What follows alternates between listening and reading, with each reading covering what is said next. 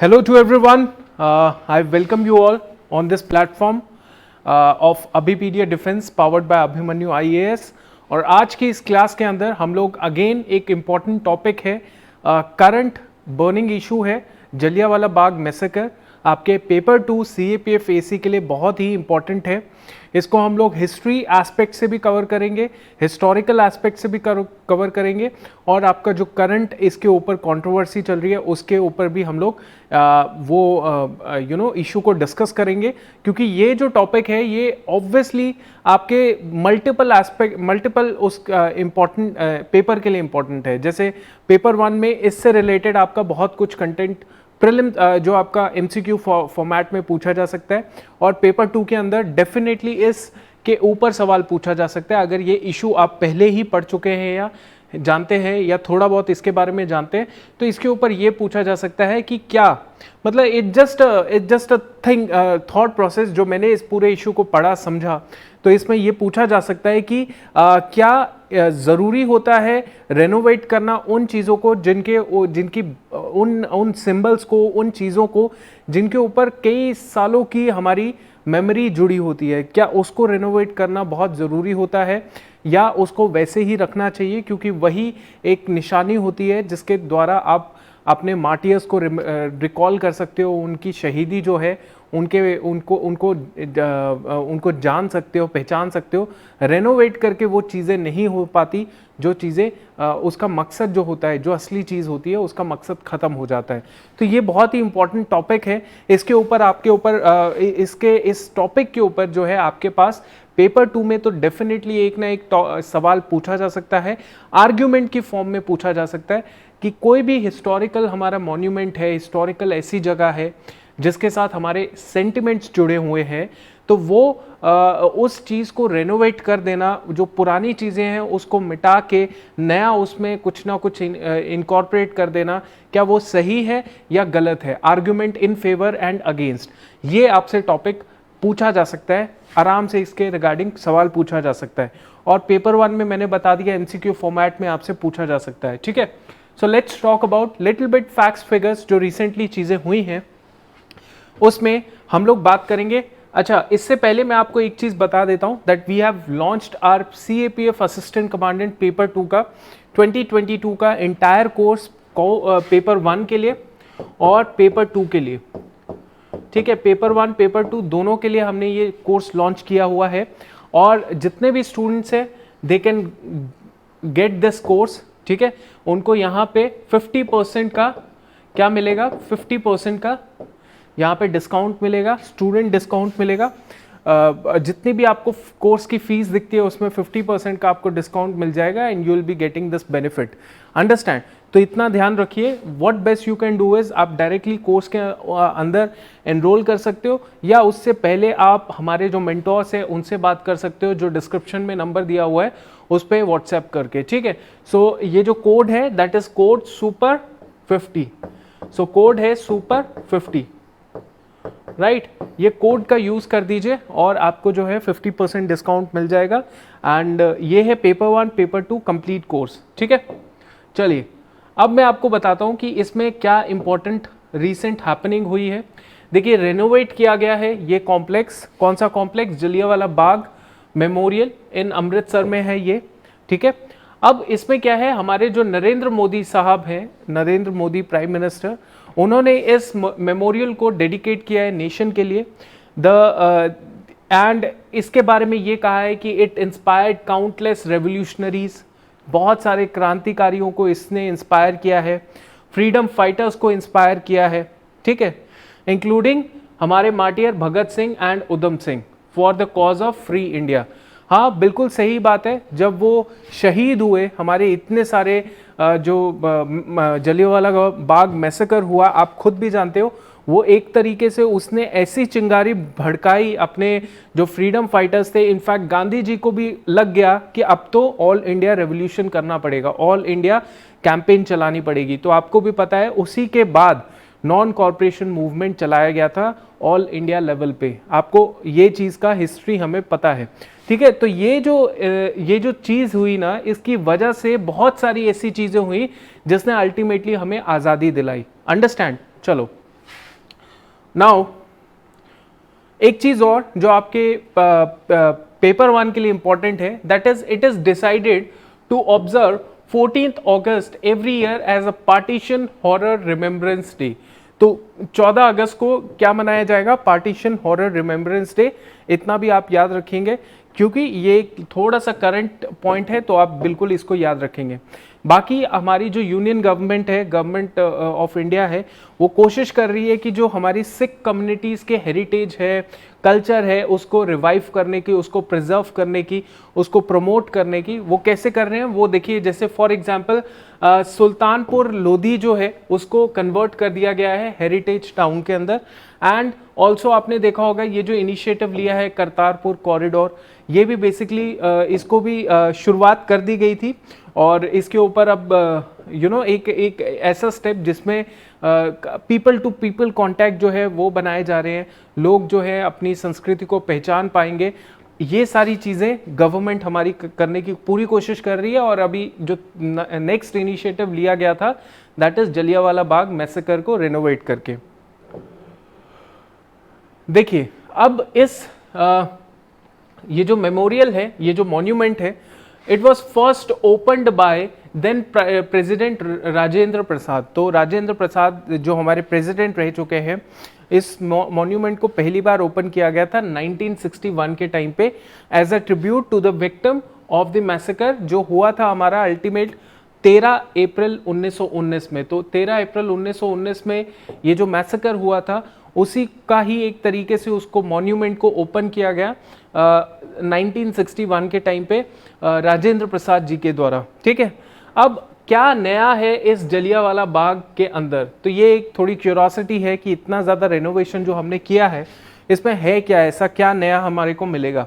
तो देखिए सबसे पहली चीज़ तो यहाँ पे 28 मिनट का एक शो होगा। That show is sound and light show. ठीक है, साउंड और लाइट शो का 28 मिनट का ये इस इवेंट में एक नया जो है इंक्लूड किया गया है।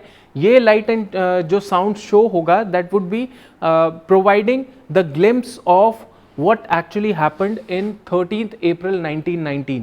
1919 13 अप्रैल में क्या हुआ था उसी को ही एक तरीके से वो story light and sound show के द्वारा दिखाई जाएगी। ठीक है, लोगों को, ताकि लोगों को थोड़ा सा पता चले कि एक्चुअल हिस्ट्री क्या है हमारे देश की जलियांवाला बाग के रिलेटेड। ठीक है, ओके, हर इवनिंग को ये दिखाया जाएगा और साथ ही साथ एक सेलिब्रेशन ग्राउंड भी बनाया गया है ताकि जो भी विजिटर है वो आराम से चुपचाप मेडिटेशन के तरीके से साइलेंस होके अपने जो भी मार्टियर्स हैं, शहीद हैं, उनको याद कर पाए। और तो ये दो चीज़ें हैं जो इसके साथ इनकॉर्पोरेट की गई है।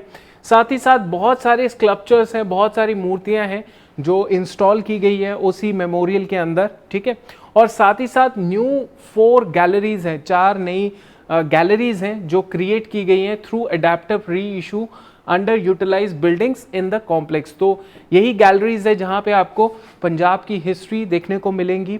ठीक है, history of freedom fight movement देखने को मिलेगा एंड गदर मूवमेंट आपको देखने को मिलेगा। ठीक है, सो ये गैलरीज क्या डिपिक्ट करती हैं? History of Punjab, history of freedom fighters and Ghadar movement का क्या हिस्ट्री रही है वो आपको देखने को मिलेगा। नाउ एक चीज़ और भी है कि यहाँ पे आपको स्कल्पचर्स मिलेंगे गुरु नानक देव जी के, आपको सिख वॉरियर बंदा बहादुर जी के स्कल्पचर्स दिखेंगे और साथ ही साथ स्टैचू ऑफ महाराजा रंजीत सिंह, इनका भी आपको स्टैचू देखने को मिलेगा। ठीक है, तो काफ़ी ज़्यादा इंक्लूजन किया गया है, इसको और थोड़ा वाइब्रेंट बनाया गया है, कॉम्प्रिहेंसिव बनाया गया है।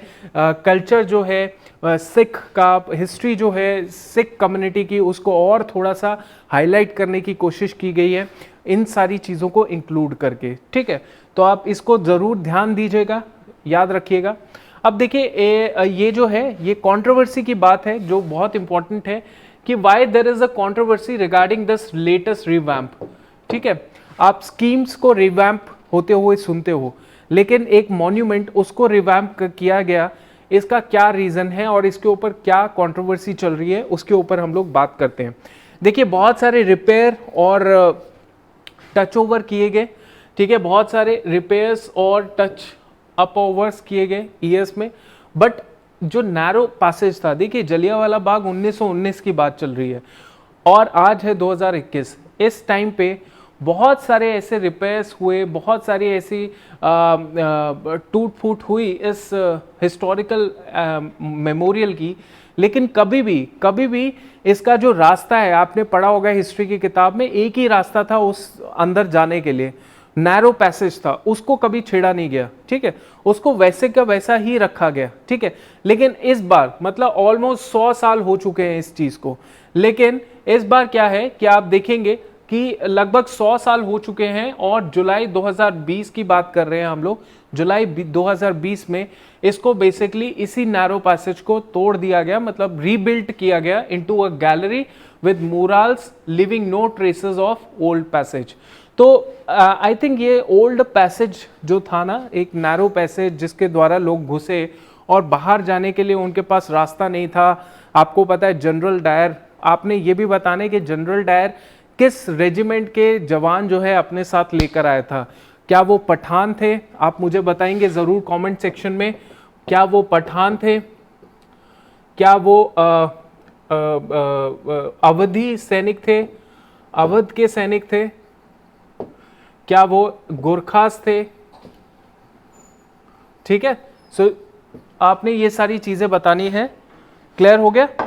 तो इन चीजों को आपको एक्सप्लेन करना पड़ेगा कि वो किस रेजिमेंट से ताल्लुकात रखते थे, ये आपने बताना है। क्लियर हो गया? ठीक है,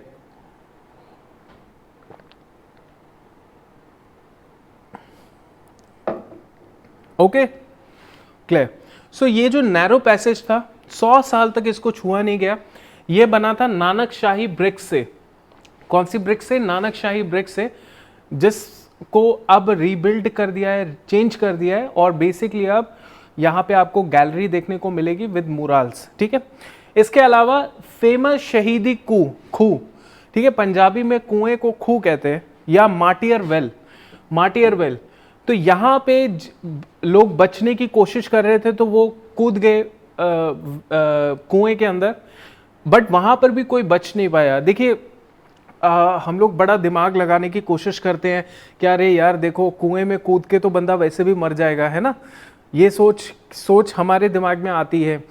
तो आप ये सोचिए कि जब जान पे जान अटकी होती है उस टाइम पे इंसान सिर्फ एस्केप का रास्ता देखता है कि कहाँ मुझे कहीं थोड़ा सा टाइम और मिल जाए, मेरी जान थोड़ी सी और डिले हो जाए, है ना, ये होता है। यही चीज यहाँ पे हुई, लोग बेचारे कुएं में कूद गए अपनी जान को बचाने के चक्कर में, लेकिन उसमें से भी कोई बच नहीं पाया।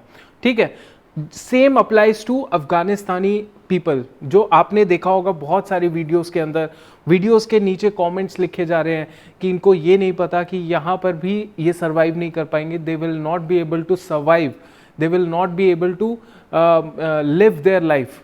ठीक है, वो जो एरोप्लेन है उसके टायर्स पे लटक के लोग जाने की कोशिश कर रहे हैं, ये सारी चीज़ें हैं।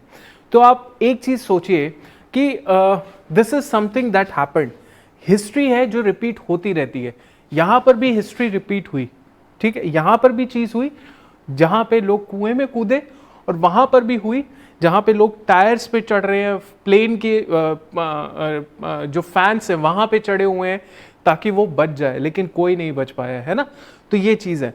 तो देखो मार्टियर वेल या शहीदी खूह को भी बेसिकली ग्लास शील्ड कर दिया है, मतलब अब कुआं जो है उसमें चारों तरफ जो है उसको एनक्लोज कर दिया है, एक ग्लास का एक शील्ड बना दिया गया है, ठीक है, ताकि लोग जो है मतलब उसको ज़्यादा मतलब शायद दिक्कत आती होगी इस वजह से, ठीक है। So it is perceive to restrict the view. तो ये कहा जा रहा है कि ऑब्वियसली ये आप जब इतना ग्लास शील्ड लगा देंगे तो आप जो एक्चुअल व्यूज़ हैं, गोलियों के निशान हैं, वो सारी चीज़ें आप नहीं देख पाओगे। तो ये कंट्रोवर्सी कहा जा रहा है over the latest revamp of Jallianwala Bagh memorial, ठीक है।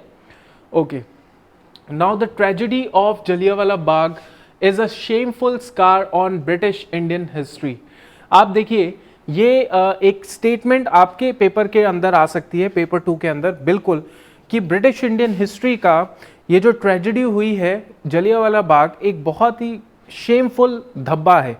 ये बेसिकली स्टेटमेंट थी। ये स्टेटमेंट किसकी थी? ज़रूर याद रखेंगे, टेरेसा मे की।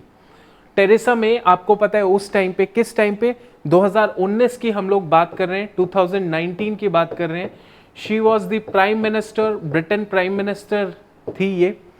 और 2019 में आपको पता है 2019 में 100 साल 100 ईयर जो है वो जलियांवाला बाग मैसेकर के हुए थे कंप्लीट। ठीक है, तो उसी टाइम पे टेरेसा मे ने ये डिस्क्राइब किया था कि जलियांवाला बाग जो अमृतसर में हुआ है, it is basically a shameful scar on British Indian history as a British Prime Minister marked the 100th anniversary of tragic incident. Understand? तो ये खुद टेरेसा मे जो कि प्राइम मिनिस्टर रह चुकी है उस टाइम पे, जिस टाइम पे 100 साल पूरे हुए जलियांवाला बाग के, उस टाइम पे उन्होंने ये स्टेटमेंट दी थी। अंडरस्टैंड हो गया? तो याद रखेंगे इसको। क्लियर हो गया? चलो ठीक है। अब इसमें क्या पूछा जा सकता है? इसमें पूछा जा सकता है कि क्या जलियांवाला बाग जो है उसको आर्ग्यूमेंट अगेंस्ट या फॉर, इसके ऊपर सवाल पूछा जा सकता है। आर्ग्यूमेंट फॉर में क्या आ सकता है, आर्ग्यूमेंट अगेंस्ट में क्या आ सकता है, ये जरूर आप भी खुद थोड़ा सा सोच के कर सकते हैं इसको पूरा। राइट? ठीक है, देखिए आर्ग्यूमेंट अगेंस्ट में क्या आएगा, अगेंस्ट में क्या आ सकता है, एंड फॉर में क्या आ सकता है। ठीक है, आप जितने भी स्टूडेंट्स हैं आप कमेंट के अंदर लिख सकते हैं आर यू अगेंस्ट दिस और अगेंस्ट फॉर। देखो हमारा जो पेपर 2 होता है उसमें हमने एक न्यूट्रल ओपिनियन देना होता है एंड में, मतलब कंक्लूड करना पड़ता है ये आर्गुमेंट अगेंस्ट फॉर का, एंड में कंक्लूजन निकाल देना पड़ता है। लेकिन पहले हमें 3-4 पॉइंट अगेंस्ट में लिखने पड़ेंगे, 4 पॉइंट फॉर में लिखने पड़ेंगे। समझ आ गया? तो अगेंस्ट में हम लोग ये लिख सकते हैं कि जलियांवाला बाग जो है इसको रिवैम्प किया गया है, ये गलत है, बिकॉज ऑब्वियस ही चीज है, मेमोरीज जो होती हैं, जो मेमोरीज हैं वो वैसे की वैसी ही रहेंगी, उसकी ही वैल्यू है। आप मेमोरीज को चेंज नहीं कर सकते। कोई गोली का निशान है, आप उस गोली के निशान को और बढ़िया तरीके से उसको गोली का निशान बना दोगे तो उससे कोई फीलिंग नहीं आएगी। जैसे कोई गाड़ी है जो 100 साल पुरानी है, उसका सेम टू सेम कॉपी बन सकती है, लेकिन वैल्यू तब भी उसी गाड़ी की होगी जो 100 साल पुरानी है ना? तो मेमोरीज जो होती हैं उसकी कोई कॉपी नहीं हो सकती। राइट? ताजमहल है, ताजमहल जैसा एक और बढ़िया महल बना जा सकता है, लेकिन आज भी ताजमहल की वैल्यू है कि नहीं? तो ये मेमोरीज को आप रिवैम्प करने की कोई कोशिश नहीं कर सकते। लेकिन फॉर में आप लिख सकते हो, करने की जरूरत पड़ती है बिकॉज ऑफ ये जो खुद मॉन्यूमेंट्स होते हैं इनकी बेसिकली एक लाइफ होती है, शेल्फ लाइफ होती है। ठीक है, तो जो भी चीजें हैं जैसे गोलियों के निशान भी है, वो गोलियों के निशान भी खत्म हो जाएंगे अगर उसको थोड़ा चेंजेस लेकर नहीं आ पाए। तो इधर renovation is required, renovation is required. ठीक है, रेनोवेशन चाहिए होता है। ठीक है, अब अगेंस्ट में हम लोग और क्या पॉइंट लिख सकते हैं? अगेंस्ट में हम लोग लिख सकते हैं कि देखिए अगेंस्ट में इसके रिलेटेड और क्या पॉइंट्स हो सकते हैं कि जलियांवाला बाग है, it is something that talks about कि जो हमारा पुरानी हिस्ट्री है उस हिस्ट्री को हम लोग कैसे याद रख सकते हैं। उस हिस्ट्री को हम लोग याद रख सकते हैं सिर्फ उसी चीज को लेके जिस चीज से रिलेटेड वो हिस्ट्री है। अब जैसे फॉर एग्जांपल आपने देखा जलियांवाला बाग जो था वो रिलेटेड था सिर्फ वहां पे जो वो पूरा मैसेकर हुआ उसके रिलेटेड, बट अब उसमें जो इंक्लूजन कर दी गई है, जैसे उसमें और भी बहुत सारे बंदा बहादुर जी की स्कल्पचर्स आ गया है। ठीक है, उसके बाद और उसमें मुराल्स पेंटिंग्स आ चुकी हैं, उसमें और भी बहुत सारी इंक्लूजन कर दिया गया है। तो वो इंक्लूजन से क्या होता है, वो इंक्लूजन से सिर्फ एक आप उसको ग्लैमराइज कर देते हैं, चीज़ों को हाईलाइट कर देते हैं चीज़ों को, लेकिन उससे क्या है, उससे वो चीज़ नहीं निकल के आती जो एक्चुअली उस चीज़ से रिलेटेड है, उस जगह से रिलेटेड है, वो चीज़ नहीं निकल के आएगी। है ना? कि ये जलियांवाला बाग लोग क्यों देखने को आते हैं, वो इसीलिए देखने को आते हैं बिकॉज वहां पे उन्हें याद आएगा 19 अप्रैल 1919 का टाइम। लेकिन अब हम लोग बात करें जितना भी इसमें इंक्लूजन किया गया है उस हिसाब से देखा जाए तो they wouldn't be talking about कि that memorial wouldn't be specifically restricted to Jallianwala Bagh massacre, it would be a comprehensive की कल्चर भी पंजाब का दिख रहा है, बहुत बड़ा कल्चर है पंजाब का, वो भी दिख रहा है, और भी कई सारी चीजें दिख रही हैं। तो ये जो होगा, इसका जो अल्टीमेट ऑब्जेक्टिव है वो खत्म हो गया रीवैम्पिंग की वजह से। साथ ही साथ आपने खुद देखा होगा कि जो जैसे शहीदी खूह है, उसमें यहाँ पे आगे अगेंस्ट ये चीज आ सकती है कि शहीदी खूह है उसको और प्रोटेक्टेड कर दिया है, तो उससे क्या है, व्यू अपना प्रॉपर दिख नहीं पाएगा। तो यहाँ पे अगेंस्ट में रिवैम्पिंग में ये लिख सकते हैं। इसके अलावा मैंने जो आपको बताया कि वो जो नैरो पैसेज था जो 100 साल तक टच नहीं किया गया, अब उसको पूरा ही रिवैम्प कर दिया गया है, पूरा ही रिवैम्प कर दिया गया है। तो उससे क्या है, उससे लोग अब कुछ और जो आगे की जनरेशन होगी वो रिलेट नहीं कर पाएगी उस चीज से जो एक्चुअली वो चीज थी, है ना। तो यहाँ पे वो पॉइंट्स लिख सकते हैं। फॉर में आप ये लिख सकते हैं कि देखिए टूरिज्म जो होता है, टूरिज्म को ये चीज बहुत प्रमोट करेगी, ठीक है। इससे रिवैम्पिंग से क्या हुआ, टूरिज्म प्रमोट होगा। क्यों? क्योंकि लोग जलियांवाला बाग में, अब देखिए दोनों पॉइंट्स होंगे ना, कि लोग जलियांवाला बाग में जा रहे हैं, कोई साउथ इंडियन जब जाएगा वहां पे तो वो ऑब्वियसली ये सोचेगा कि मुझे एक जगह पे ही सारा कल्चर पंजाब का दिख जाए। तो यहाँ पे रिवैम्पिंग में यही दिमाग में रख के रिवैम्पिंग की गई है कि कॉम्प्रिहेंसिव कल्चर ऑफ पंजाब दिखे, कितने मार्टियर्स हैं उनके बारे में पता चले, ठीक है। और एक तरीके से यहाँ पे लोग जो है कुछ टाइम भी अपना स्पेंड करें। जैसे यहाँ पे आप देखोगे, यहाँ पे बेसिकली आपने देखा है सैल्वेशन ग्राउंड, जहाँ पे लोग चुप होके शांत अपने मार्टियर्स को याद रख सकते हैं, ठीक है। मोराल्स पेंटिंग है, बहुत सारे इंक्लूजन किया गया है। तो ये आ जाएगा फॉर के पॉइंट के अंदर। फॉर में ये भी आ जाएगा कि जो हमारे पास चीज़ है उसको हमने बहुत खूबसूरती से हाईलाइट करने की कोशिश की है। अब ये चीज़ जो है ये हेल्प करेगी टूरिज्म को प्रमोट करने में, ठीक है। टूरिज्म को प्रमोट करने में पैसा आएगा, लोगों की इनकम बढ़ेगी, सर्विसेज आएंगी, ठीक है। लोग सर्विसेज देंगे टूरिस्ट को, उस हिसाब से पैसा डिमांड सप्लाई होती जाएगी। तो टूरिज्म जो है यहाँ पे ऑब्वियसली बढ़ता हुआ दिखेगा। समझ आ गया? तो ये चीज़ जो है आपको दिख रही है, आप समझ रहे हैं। तो I hope you got this point, आपको क्लैरिटी हो गई है कि अगर आपके पास अगेंस्ट फॉर में आया तो ये आप लिख सकते हैं। आप अगर ये भी लिखेंगे कि टेरेसा में 2019 में ये चीज़ कह गई थी, तो आप डेफिनेटली कुछ एक्स्ट्रा लिख रहे हैं इस चीज़ के बारे में, तो definitely you will be getting good marks, ठीक है। You will be getting good marks, ठीक है। तो ये चीज़ आपने याद रखनी है, राइट। अब ये तो हमने पढ़ लिया पेपर 2 के रिलेटेड। अब पेपर 1 में क्या आ सकता है, देखो ये पेपर 1 का कंटेंट है जो पेपर 2 में भी कहीं ना कहीं आप यूज कर सकते हो, ठीक है। कैसे? देखिए इवेंट होने से पहले क्या क्या हुआ था, ठीक है। जो जलियांवाला बाग मैसेकर का इवेंट हुआ उससे पहले क्या चीजें हुई, देखो बहुत सारे फैक्टर्स थे। सबसे बड़ा फैक्टर तो वर्ल्ड वॉर 1 था, 1914 से लेकर 1918 तक शुरू हो गई। जैसे वर्ल्ड वॉर 1 डिक्लेयर हो गई, इंडिया में बहुत सारे लोग थे, जैसे गांधी जी थे जो सपोर्ट कर रहे थे कि वर्ल्ड वॉर 1 के अंदर इंडिया के सोल्जर्स को पार्टिसिपेट करना चाहिए, खूब सारी पार्टिसिपेट करो, ठीक है। ब्रिटिशर्स हमारे मुसीबत में हेल्प करना हमारा बनता है दायित्व। तो उस टाइम पे गांधी जी का इतना सपोर्ट ब्रिटिश गवर्नमेंट को था कि हाँ हम लोग पार्टिसिपेट करने के लिए बिल्कुल तैयार हैं। इसीलिए गांधी जी को बेसिकली उनको केसरे हिंद की उपाधि भी दी गई थी, केसरे हिंद की उपाधि दी गई थी, केसर ए हिंद, ठीक है। केसरे हिंद की टाइटल दिया गया था उनको, ठीक है।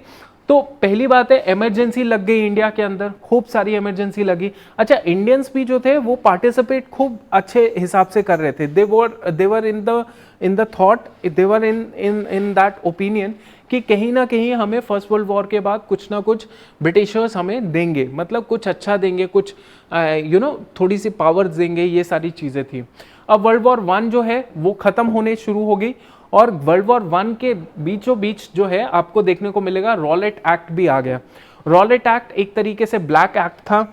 इस एक्ट का दूसरा नाम क्या था ये भी आपने याद रखना है, it is anarchical revolutionary crimes act 1919, ठीक है। एनार्कियल रेवोल्यूशनरी क्राइम्स एक्ट 1919, ठीक है। तो ये रॉलेट एक्ट था, एनार्कियल रेवोल्यूशनरी क्राइम्स एक्ट 1919। ठीक है। अब रॉलेट एक्ट के तहत ही इन दो लीडर्स को, ये कौन लीडर्स थे, ये थे सैफुद्दीन किचलू एंड सत्यपाल। तो सैफुद्दीन किचलू जो थे वो आपको नाम से ही समझ आ रहा है, ही वॉज अ मुस्लिम लीडर, ठीक है। तो ये थे लोकल मुस्लिम लीडर थे, मुस्लिम लीडर, लोकल मुस्लिम लीडर। और सत्यपाल जो थे वो सिख लीडर थे, लोकल सिख लीडर थे। इन दोनों को बेसिकली रॉलेट एक्ट के तहत जो है पकड़ लिया गया, ठीक है। इनको क्या कर लिया गया, पकड़ लिया गया। और जैसे इनको पकड़ लिया गया तो इनके साथ में जो इनके फॉलोअर्स थे वो एक जलियांवाला बाग गार्डन था, उधर इकट्ठे हो गए, बाग में इकट्ठे हो गए। बैसाखी का भी दिन था, तो उनको नहीं पता था कि पिछले दिन जो है मार्शल लॉ पंजाब में लग चुका है। देखिए बहुत गलत चीज़ है ना, अगर मार्शल लॉ लगा हुआ है तो आपको प्रॉपरली इस लॉ के बारे में लोगों को बताना चाहिए कि ये लग चुका है। अगर आप इकट्ठे हुए, आपके ऊपर कोई भी एक्शन लिया जा सकता है। लेकिन लोग बेचारे पता नहीं था, लोग इकट्ठे हो गए, पिछले दिन मार्शल लॉ लग चुका है। और उसी टाइम पे क्या होता है, जनरल डायर आता है अपनी गुरखा रेजिमेंट के साथ। तो गुरखा सोल्जर्स थे जनरल डायर के साथ जिन्होंने गोलियां चलाई थी उसके कहने पे, ठीक है। अब देखिए पोस्ट इंसिडेंट क्या हुआ, जलियांवाला बाग मैसेकर के बाद क्या क्या घटनाएं होती हैं। देखिए सबसे पहली चीज है, बंगाली पोएट नोबेल लॉरिएट जो थे रविंद्रनाथ टैगोर, इनको जो है इन्होंने नाइटहुड दे दिया अपना, जो इनको मिला था। अच्छा, इनको किसके लिए नाइटहुड मिला था ये आप सवाल बताएंगे मुझे। साथ ही साथ महात्मा गांधी ने भी बेसिकली ये केसरे हिंद की उपाधि दे दी। अच्छा, इससे भी जबरदस्त चीज क्या हुई वो मैं बताता हूँ कि देखिए वॉइसरॉय की एग्जीक्यूटिव काउंसिल होती है, वॉइसरॉय की एग्जीक्यूटिव काउंसिल होती है, और उस एग्जीक्यूटिव काउंसिल में इंडियंस की एंट्री बहुत ही मुश्किल थी, ठीक है। तो हमारा जो इंडियन थे जिसका नाम था शंकरन नारायण नायर, ठीक है। तो शंकर नायर जो थे, he was a sole Indian representative in the viceroy's executive council, ठीक है। तो ये जो वॉइसरॉय एग्जीक्यूटिव काउंसिल, वॉइसरॉय जो उस टाइम पे थे चेम्सफोर्ड थे, तो चेम्सफोर्ड की जो एग्जीक्यूटिव काउंसिल थी उसके अंदर शंकरन नायर जो थे उन्होंने बेसिकली रिजाइन कर दिया, उन्होंने अपने उससे रिजाइन कर दिया, ठीक है। इसके अलावा अब ये सारा इंसिडेंट हुआ, तो आफ्टर इंसिडेंट दिस मैसेकर के इंसिडेंट के बाद ये सारी घटनाएं हुई, और ये सारी घटनाएं होने के बाद, इन घटनाओं के होने के बाद एक कमेटी या कमीशन बैठाया गया जिसका नाम था हंटर कमीशन। आप मुझे एक और चीज बताएंगे कमेंट सेक्शन में, ये हंटर कमीशन किसी और चीज के लिए भी था, तो वो और चीज कौन सी थी वो भी आप मुझे बताएंगे। तो हंटर कमीशन जो था वो बैठा हुआ था, ठीक है। हंटर कमीशन बैठ गया। हंटर कमीशन जो है उसने क्या किया, इस कमीशन को बेसिकली डिसऑर्डर इंक्वायरी कमेटी भी कहते हैं, डिसऑर्डर इंक्वायरी कमेटी। क्या कहते हैं, डिसऑर्डर इंक्वायरी कमेटी, इसको क्या कहते हैं, डिसऑर्डर इंक्वायरी कमेटी भी कहा जाता है। ये बनाई गई form to inquire about the massacre, ठीक है। सो विलियम हंटर जो थे इसके चेयरमैन थे, इसलिए इसको हंटर कमीशन भी कहा जाता है। समझ आ गया, ओके। तो अल्टीमेटली क्या हुआ, the first large scale sustained non violent satyagraha जो है अल्टीमेटली इसका अल्टीमेट चीज थी, ठीक है, कि जलियांवाला बाग के बाद जो फाइनल चीज हुई इंडियंस के द्वारा, दैट वाज एनसीएम का शुरू होना, ठीक है, नॉन कॉर्पोरेशन मूवमेंट का शुरू होना। सो हमने ये सारी चीजें पढ़ ली। एक चीज और मैं बताना चाहता हूं जो आपके लिए बहुत इंपॉर्टेंट है, ये भी करंट से रिलेटेड है और शायद एग्जामिनर इसको भी पढ़े कि सिख रेजिमेंट ने अपने 175 साल पूरे किए हैं अपनी रेजिंग के। तो सिख रेजिमेंट हिस्ट्री का एक एस्पेक्ट है, ठीक है, आपके प्रीलिम्स में इंपॉर्टेंट है, आपके पेपर 1 के लिए इंपॉर्टेंट है, तो ज़रूर आप पढ़िएगा। और आप तो कर भी फौज की तैयारी रहे हैं तो ये इंपॉर्टेंट है। सिख रेजिमेंट जो मोस्ट डेकोरेटेड रेजिमेंट है, इसका जो सर्विस सेंटर है, मतलब सिख रेजिमेंटल सेंटर है, वो है रामगढ़ कैंट झारखंड के अंदर, ठीक है। तो इन्होंने बेसिकली अपने 175 ईयर्स कंप्लीट किए हैं, ठीक है। और ये जो पहली बटालियन थी, first battalion of Sikh regiment, ये 1846 में बनी थी। 14th फिरोजपुर सिख इसका नाम था। नाम वाम याद नहीं रखना है, बस इतना याद रखिएगा कि 1845-46 में ये रेजिमेंट बनी थी।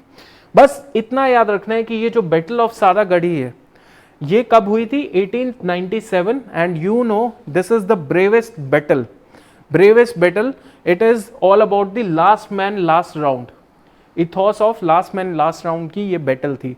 ठीक है, तो इतना आप जरूर याद रखेंगे। इसके साथ एक और थोड़ा सा कंटेंट मैं आपको दे देता हूं, करंट वाली चीज है ये, कि पंजाब जो है वो नॉर्थ इंडिया में सबसे ज्यादा अपने बच्चे जो है वो भेजता है फौज के अंदर। भेजता तो नहीं है, सिलेक्ट ही होते हैं बच्चे। तो बच्चे जो है आज भी आर्मी, नेवी, एयरफोर्स के अंदर, चाहे OR है, अदर्स रैंक है, या फिर आपका जो है ऑफिसर सेंट्री है, पंजाब में का काफ़ी यूथ है जो वहाँ पे जाता है, पार्टिसिपेट करता है। ठीक है, सो इस तरीके से आप याद रखेंगे, नॉर्थ इंडिया बहुत ज़्यादा पार्टिसिपेट करता है पंजाब का।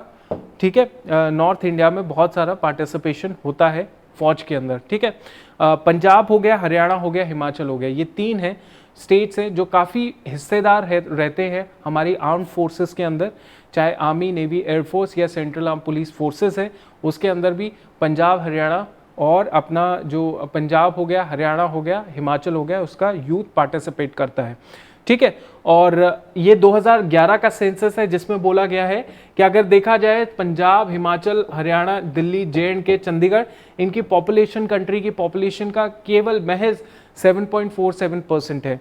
तो पॉपुलेशन इसलिए इनकी बताई जा रही है, क्यों? क्योंकि अगर पॉपुलेशन के हिसाब से देखिए तो इनका कंट्रीब्यूशन बहुत ज़्यादा है ना। तो इसको ज़रूर आप याद रख सकते हैं। और आपने एक ये भी चीज़ बतानी है कि मुझे एक चीज़ बताइएगा कमेंट सेक्शन में कि फर्स्ट परमवीर चक्र के रेसिपिएंट कौन थे, क्योंकि अभी रिसेंटली शेरशाह मूवी आई है, तो ये पूछा जा सकता है कि फर्स्ट रेसिपिएंट